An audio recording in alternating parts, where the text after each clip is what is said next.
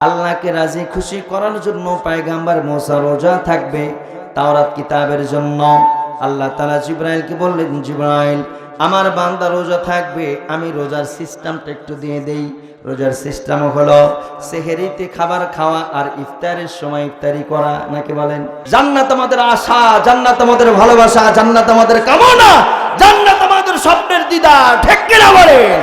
গন্তব্য মুসলমানের একটাই, সেটা হলো জান্নাত। তামাম পৃথিবীর মধ্যে রব্বুল আলামিন ১৬ লক্ষ নবী রাসূলকে আল্লাহ তাআলা পাঠিয়েছেন। মতান্তরে 2,36,000 নবী রাসূলকে আল্লাহ রব্বুল আলামিন এই জমিনে পাঠাইলেন।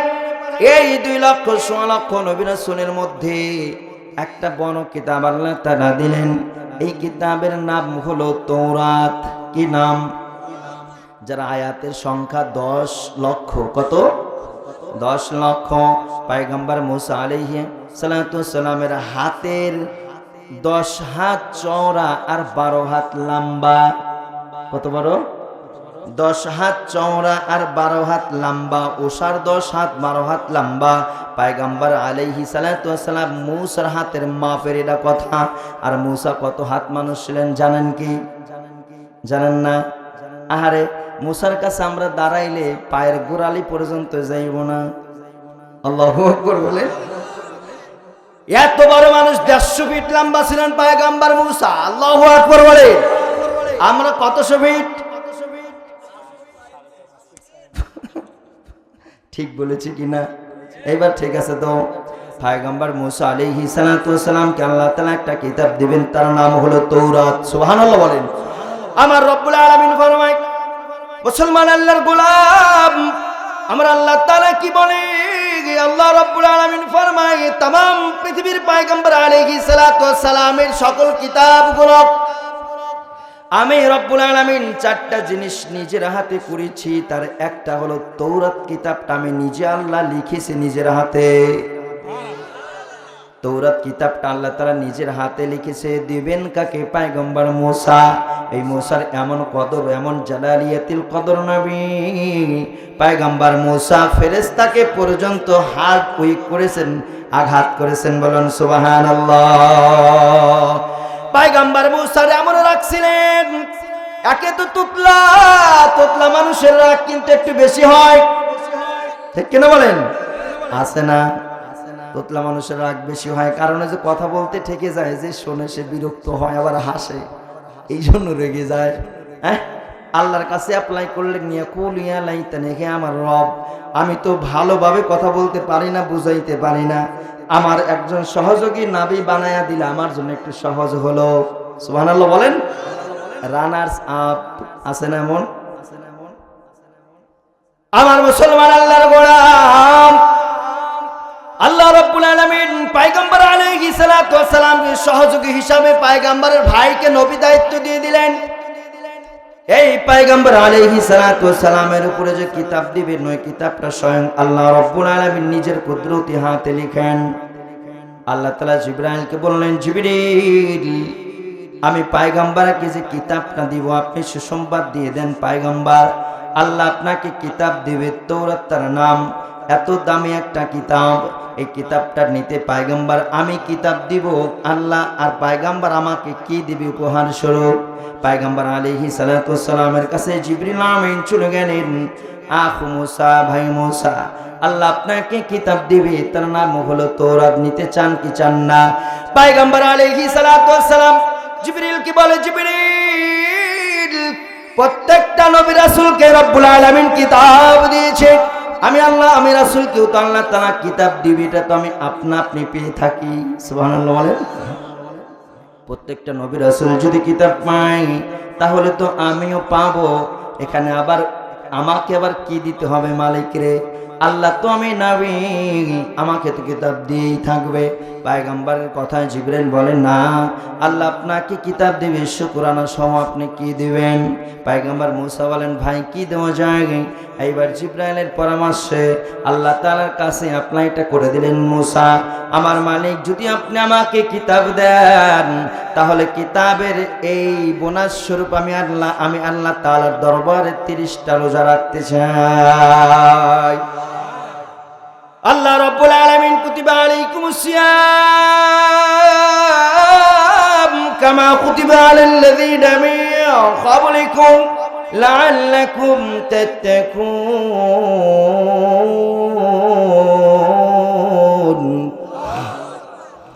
যেরকম তোমাদের উপরে রমজানের রোজা ফরজ হয়েছে সেরকম পূর্ববর্তী ইমানদারদের উপরে ফরজ ছিল। সুবহানাল্লাহ বলেন।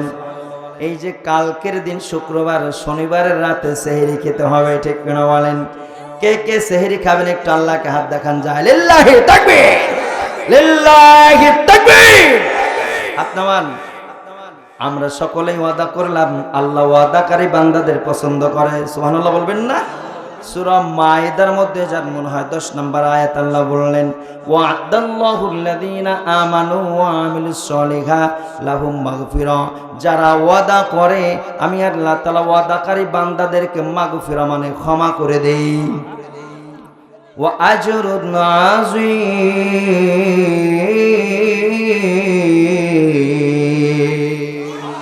শুধু ক্ষমাই করি না, ওই বান্দাদেরকে আমি রব্বুল আলামিন জান্নাতের অভয় দিয়ে দেই। সুবহানাল্লাহ বলেন। আমরা জান্নাতে যেতে চাই না? বলেন চাই কি না? জান্নাত আমাদের আশা, জান্নাত আমাদের ভালোবাসা, জান্নাত আমাদের কামনা, জান্নাত আমাদের স্বপ্নের দিদার, ঠিক কি না বলেন? গন্তব্য মুসলমানের একটাই, সেটা হলো জান্নাত। নাকি ইন্ডিয়া? কোনে যাবেন? জান্নাত। আল্লাহু আকবার বলেন। আমার প্রিয় ভাইরা, মুসলমান মানেই জান্নাত, নাকি বলেন? যে বান্দা ইসলাম ধর্মে জন্মগ্রহণ করে, কোরআন তেলাওয়াতের বংশে জন্মগ্রহণ করে বান্দা জান্নাত বানাইতে পারে নাই, নিজেকে জান্নাতি বানাইতে পারে নাই, ওর মতো হতভাগ্য আছে? এর জন্য আমাদের ঠিকানা কোথায়? মুসলমান আল্লাহর গোলাম। দিলের কানতে লাগাও। পয়গম্বর মুসা আলাইহিস সালাতু ওয়াস সালাম রোজা থাকবে কার স্মরণে? জোরে বলেন। আল্লাহকে রাজি খুশি করার জন্য পয়গম্বর মুসা রোজা থাকবে, তাওরাত কিতাবের জন্য। আল্লাহ তাআলা জিবরাইলকে বললেন, জিবরাইল আমার বান্দা রোজা থাকবে, আমি রোজার সিস্টেমটা একটু দিয়ে দেই। রোজার সিস্টেম হলো সেহরিতে খাবার খাওয়া আর ইফতারের সময় ইফতারি করা, নাকি বলেন? নাকি আবার একটু টেস্ট স্বরূপ জহরের সময় খাওয়া যাবে? একটু ঘরের দরজাটা বন্ধ করে হালকা মজা হয়েছে কি হয় নাই খাওয়া যাবে কি? স্ত্রী রান্না করে রেখে দিয়েছেন, কেউ বাসায় নাই, আপনি একা একটু দেখলেন মজা হয় কি হয় না? কেউ দেখে না, দেখে কে? মুসলমান আল্লাহর গোলাম। এমন হয় কি না আল্লাহ রাব্বুল আলামিন বান্দাদেরকে রোজা দিয়েছে, সাম দিয়েছে জাহান্নামী বান্দাদের জান্নাতে নেওয়ার জন্য। আল্লাহু আকবার। পয়গম্বর মুসা আলাইহিস সালাতু ওয়াস সালাম রোজা থাকবে। আমাদের রোজার নিয়ম হলো সেহরির একটা সময় আছে, ওই সময়ের আগে খাবার পান করা, আর ইফতারের একটা সময় আছে, আজান হলে ইফতারি করা, নাকি বলেন? আবার কিছু কিছু ডিজিটাল মুক্তাদি আছে, ইমানদার আছে, ঘড়ি থেকে খাবার খায়, আর 5 মিনিট আছে না নাই? আর 5 মিনিট খাইতে লাগবে 10 মিনিট, তার মানে 50-এ আজান, 40-এ খেতে বসে।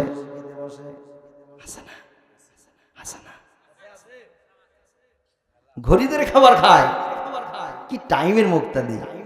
হ্যাঁ, সেহরির খাবার যত আগে খাবেন রব্বুল আলামিনের রহমত তত আপনার বাসায় চলে আসবে। মা বোনদেরকে বলে যায়, মা বোনরা তো এসেছে, তাহলে আপনার বাড়িওয়ালা যদি 50-এ খাবার খায়, আপনি 35-এ খাবার তুলে দিবেন যে খা, নাকি গন? ও বিটি তো রাতে 1টার সময় থেকে রান্না করে, আর আপনি তো মসুর দিয়েই খাবার, মানে কত সুখ যে পুরুষের, ঠিক কিনা গন? মহিলাটা প্রত্যেকদিন 1টায় ওঠে, আর এরপরে কিছু কিছু রোজাদার আছে, মানে 4-5-7 দিন ঠিকই থাকে, বুঝছেন? তারপরে আর 5-7-10 দিন গেলে আর খবর নাই। এবার বিটি তো জানে যে বান্দা মনে হয় ভালো হয়ে গেছে, হ্যাঁ, রোজা যেহেতু শুরু করছে, ওঠো, মুসরা মুসরি করে, লাস্টে ওঠো, তাও গরম দেয় না, দেখেছে না, থাকছে যেহেতু 7-8টা দিন, ঠিক আছে না, চুপ করে শুয়ে থাকে। হ্যাঁ, এইবার তৃতীয়বার যে গাজর, মানে চোখের অবস্থা দেহেই না। রোজা মানে কি? কাপড় চোপড় হাতাতে গেলে কিছু বারান খুঁজে পাওয়া যাবে ইনশাআল্লাহ, মানে যে ধুমুক দিয়েছে তারও বাড়াবে, আর যে ধুমুকটা খাইলো কয় জিন্দেগিতে ডাকবো, তোমার মতো স্বামী জাহান্নামে গেলেও তো ডাকবো না। ওই দেন ঠিক কয়, এরাই ঠিক কয়। হ্যাঁ,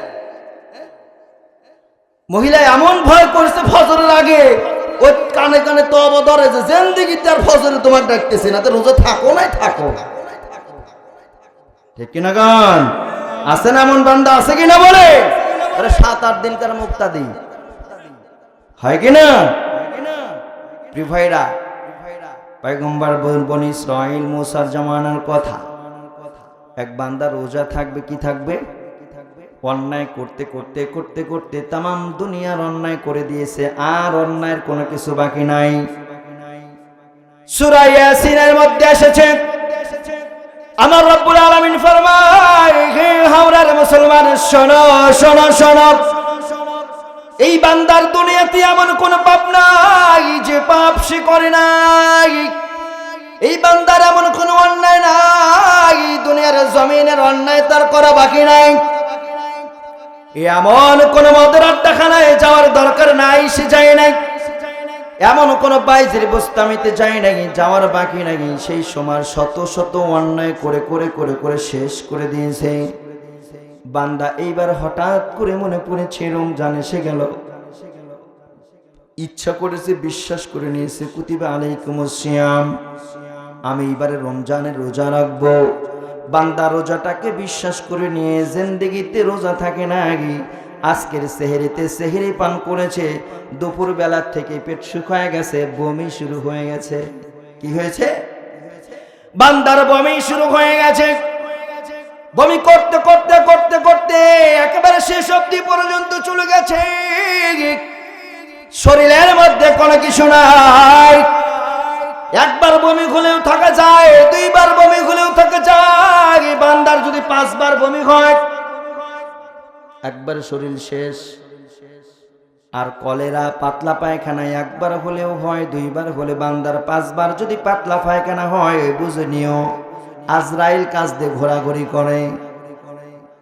এখন যান 1 টাকার একটা ট্যাবলেট খাইলেই চুপ, কিন্তু এই ডায়রিয়া কিন্তু মহামারী, বুঝে নিও।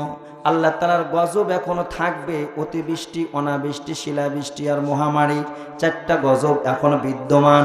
অতিবৃষ্টি বৃষ্টি হবে, অনাবৃষ্টি বৃষ্টি হবে না, শিলাবৃষ্টি শিলাবৃষ্টি আসমান থেকে পাথর পড়বে।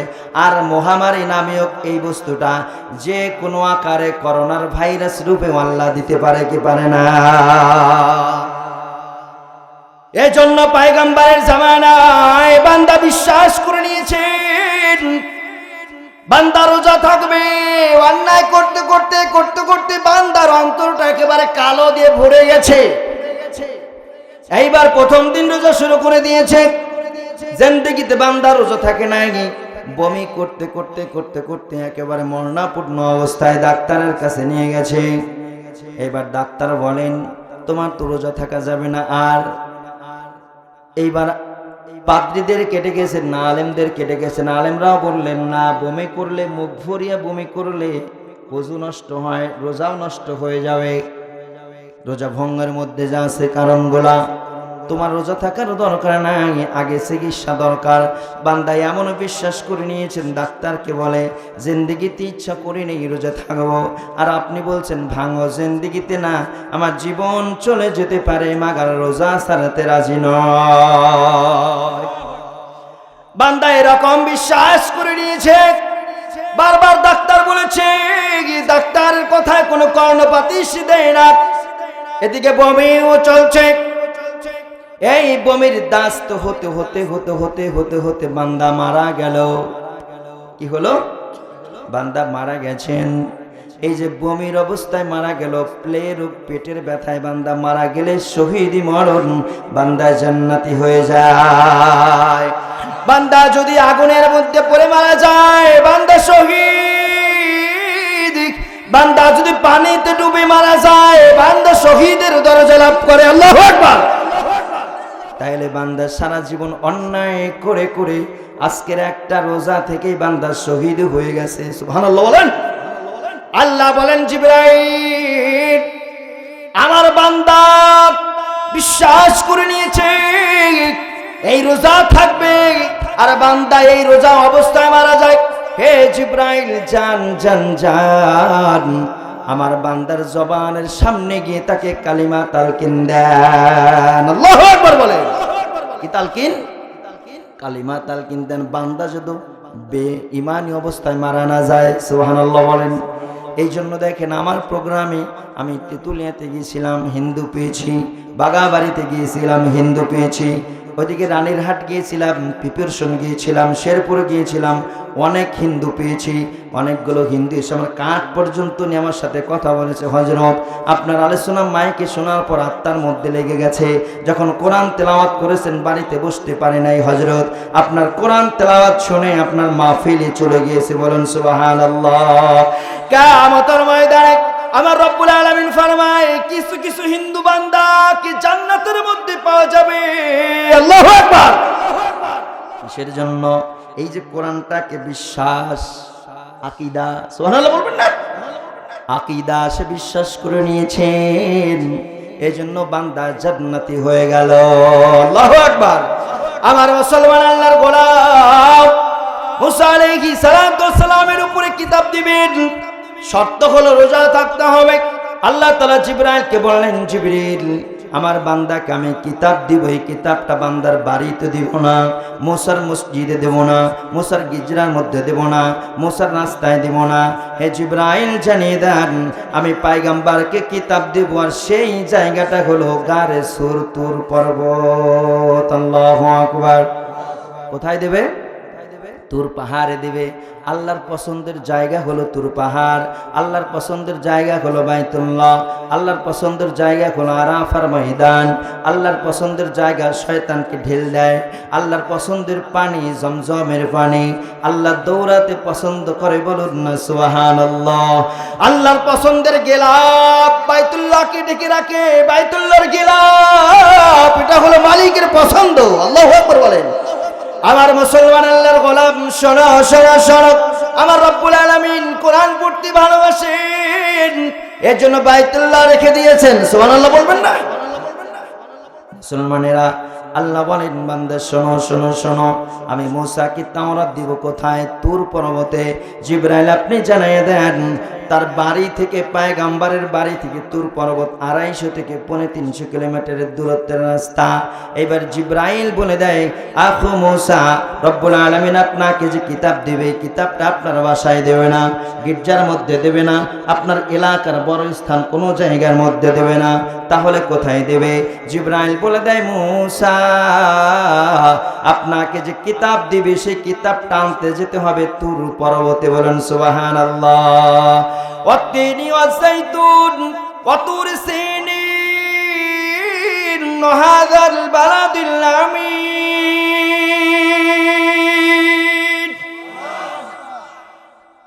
আসেন, তুর পর্বত আমার পছন্দের পাহাড়, আমি আল্লাহ মাঝে মাঝে ওখানে একটু আনন্দ করে বিশ্রাম নেই। সুবহানাল্লাহ বলে, এখানে আসতে হবে। এইবার মুসা বলে, জিবরিল, আপনি বলেন তো আমি কে? আপনি নবী, উনি কে? আল্লাহ।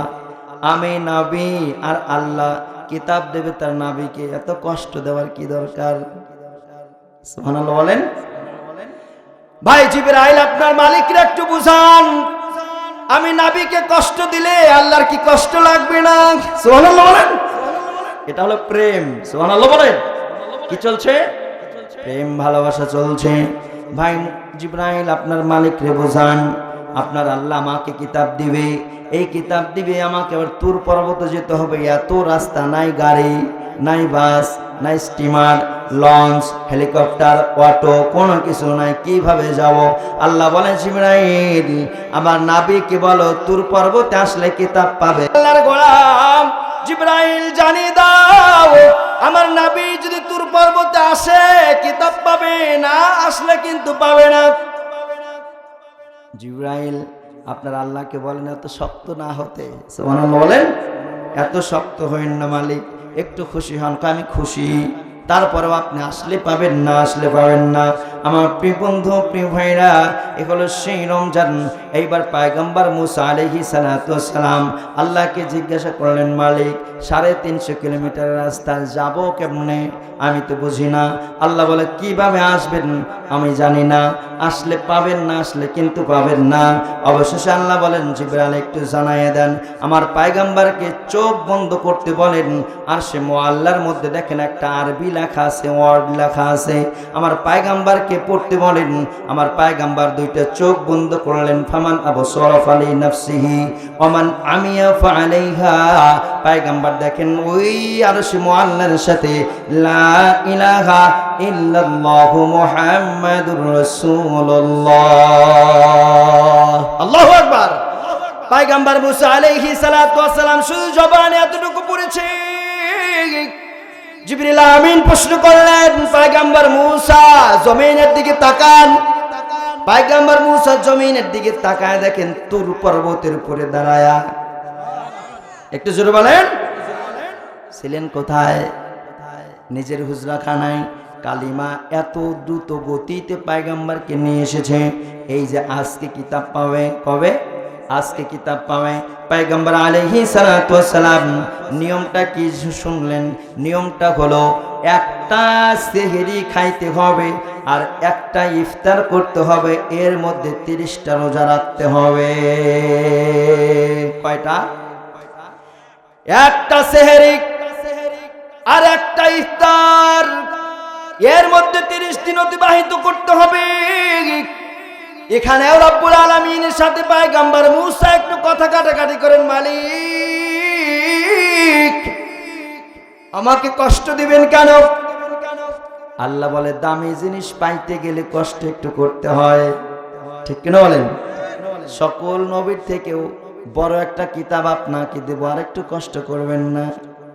একটা সেহরি আর একটা ইফতারের মধ্যে 30 দিন চলতে হবে। পয়গম্বর তো মেনে নিতেই হবে। সুবহানাল্লাহ বলেন। চালাইবে কে? যারা বলেন চালাইবে কে?